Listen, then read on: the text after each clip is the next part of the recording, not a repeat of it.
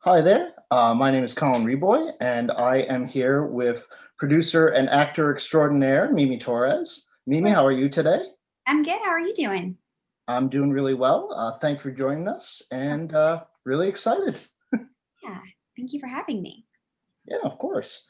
So, first thing I wanted to touch on was obviously a lot of your previous experience has been in voice work, and I just wanted to kind of sort of paint a picture for our audience as far as like projects they might have heard you from before. Basically just an overall background of where you came from as far as your voice work. Yeah, so I started doing voiceover, I think about 10 years ago. And I have been so lucky to have been cast in some pretty awesome projects. I think some of my favorites would be World of Final Fantasy, Fallout 4, Far Harbor. I got to be the announcer of the Teen Choice Awards in 2018, which was pretty That's awesome. awesome. I remember that well. It was a very exciting, nerve-wracking experience, but it was one of the best that I've had. Was that, if you don't mind me asking, were you live at the event emceeing? I was. Well, doing the voiceover, I should say. Yeah, so they had me in a room in the back, and I was on a headset, and I was attached to the director of the Teen Choice Awards as well as all of the crew. And I had a giant binder with basically the entire show, and I had all of my cues marked in there. And so basically, I was watching and listening, and the director would tell me, go voice, and then I would basically hit this button to go live and do my thing, and then unhit it and take a big deep breath because it was terrifying talking live for so many people. Yeah, it was great though. Awesome. Mhm. And I guess, sort of, kind of on that, what would you say are the biggest rewards and challenges for you as a voice artist? I mean, I've talked to a lot of voice artists in the past, and the answers vary greatly. I mean, I do see some themes as far as like there just not being as much work, not. But what would you say? I guess for you has been kind of the pros and cons. Um, so for for the rewards of it, I think it's kind of a boring answer, but anytime you get to get paid to do something that you would do for free because you love it so much, I mean, it's amazing. Like I every time I get to get in the booth, it's playing. It doesn't feel like work. It almost feels like cheating when I get paid for it because I enjoy doing it so much.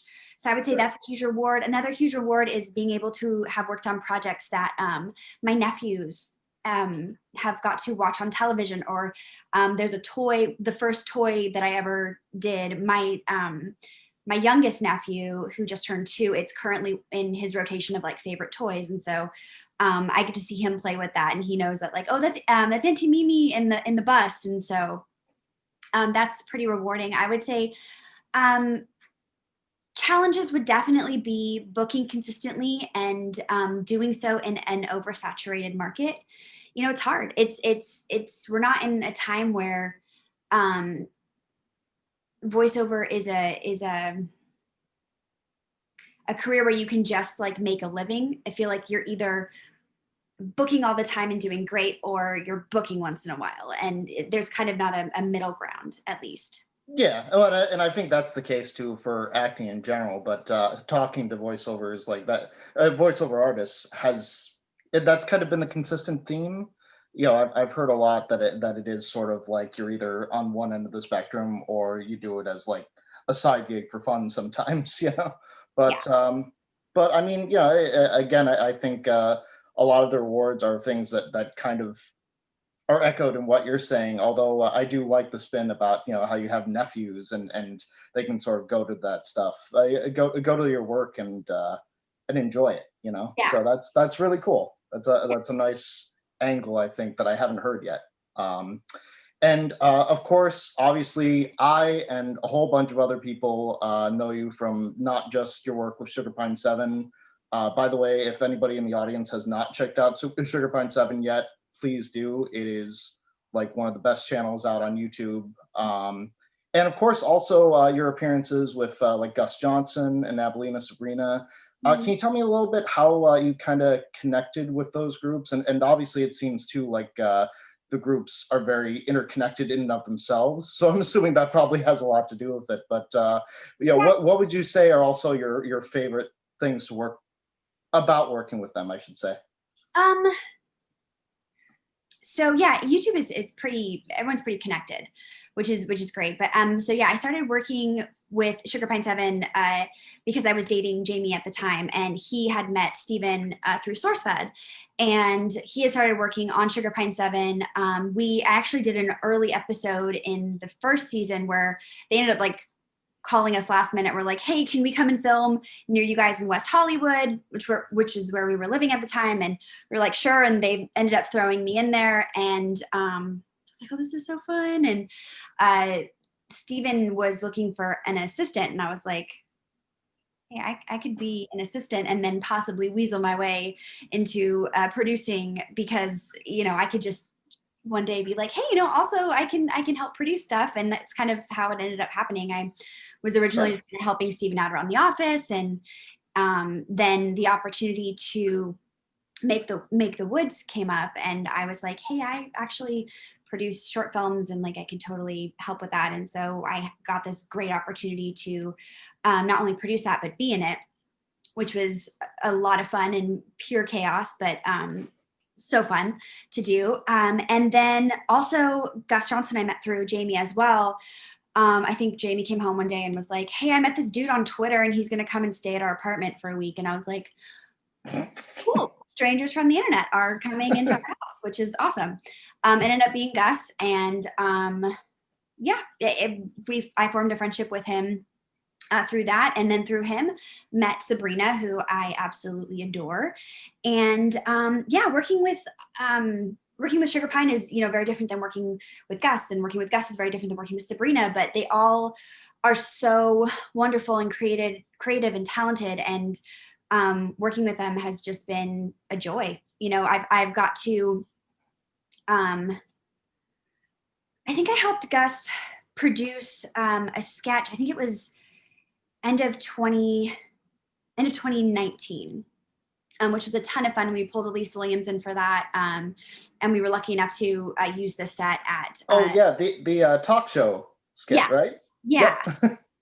Yeah. So it was just great. It's just great that I've been able to work with these people, and an honor that they've put their trust in me to help produce stuff and to act in things. So. Sure, that's awesome. Yeah.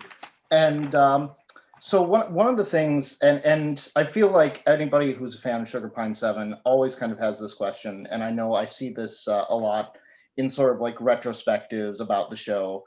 There is that element, and one of the things that makes it so great and unique is kind of the, I guess, juxtaposition between what was actually going on in your lives at certain points, and obviously the things that are more scripted bits, or at least bits that were planned out ahead of time.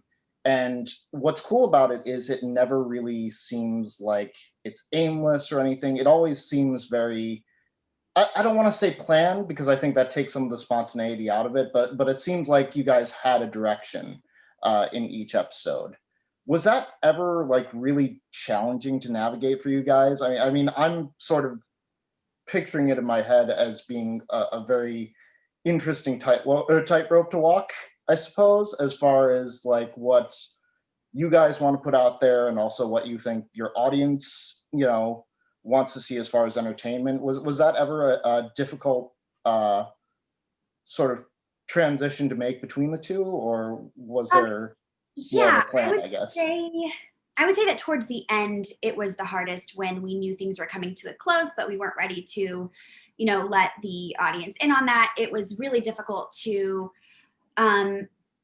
make content that was fun, when behind the scenes we were all, taking it pretty hard that this thing that we had been lucky enough to come together and work on was going to end. It was very uncertain. None of us knew where we were going to stand, like financially, after this, and it was hard. I think towards the end, we did like the live show, and at that point we had already, I think, the writing was kind of on the wall, and so it was really hard to go up on stage and like have this really fun fun event when behind the scenes we were all, I think, taking it pretty hard. Gotcha.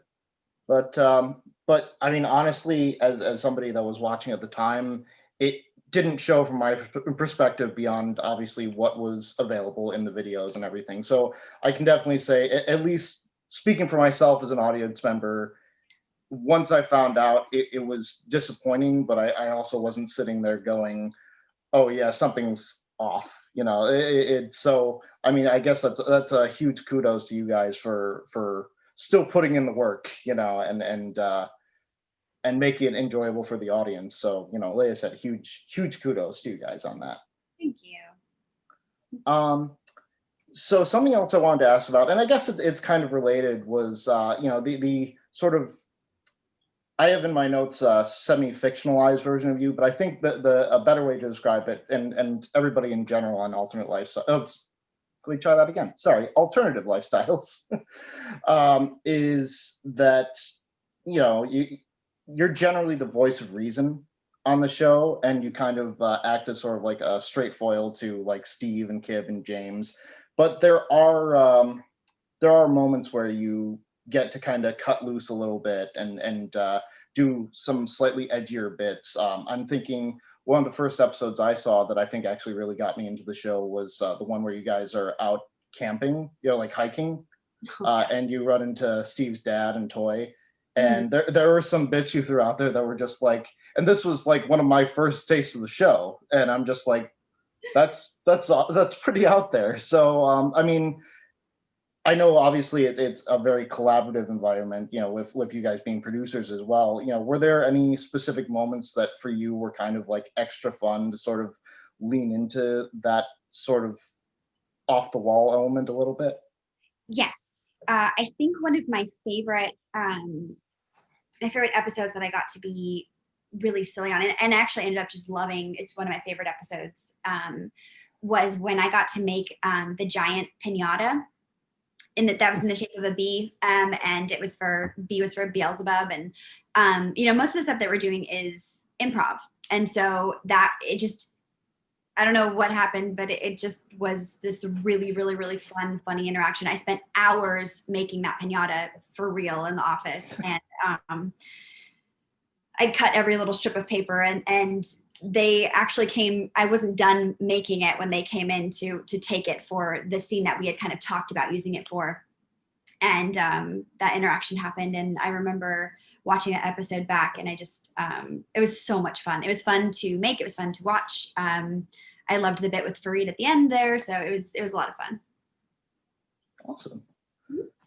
And you know, along with kind of transitioning into your channel, which which has a couple videos on it, there's very much, I guess, sort of a distinction and a very like personal, like more introspective take in the videos that you put up on your channel, and it's all really great. I rewatched a bunch of it along with Sugar Pine 7, you know, in preparation for this interview, but it is very much, I feel, unequivocally distinct. Is that something that was an intention for you to like consciously distance yourself from like making comedy bits or things like that, or is that just, is that what you felt at the time and you're thinking about exploring other avenues in the future with your channel? I don't know if that makes sense, but I definitely wasn't trying to get away from comedy.